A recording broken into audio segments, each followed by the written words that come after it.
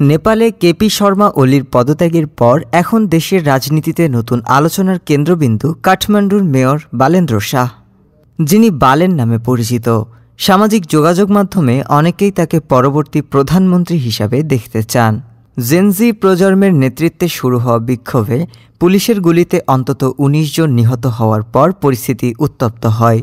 এ সময় ফেসবুক পোস্টে বালেন শাহ আন্দোলনকারীদের প্রতি সংহতি জানিয়ে বলেন, তরুণদের আকাঙ্ক্ষা ও চিন্তাভাবনা বোঝা জরুরি। তিনি জোর দিয়ে বলেন, রাজনৈতিক দল বা নেতাদের এ আন্দোলনকে নিজেদের স্বার্থে ব্যবহার করা উচিত নয়।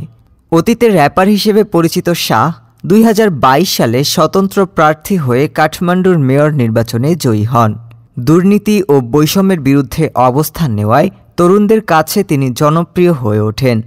সামাজিক যোগাযোগ মাধ্যমে ছড়িয়ে পড়া নানা পোস্টে তাকে দেশের ভবিষ্যৎ নেতা হিসেবে উল্লেখ করা হচ্ছে।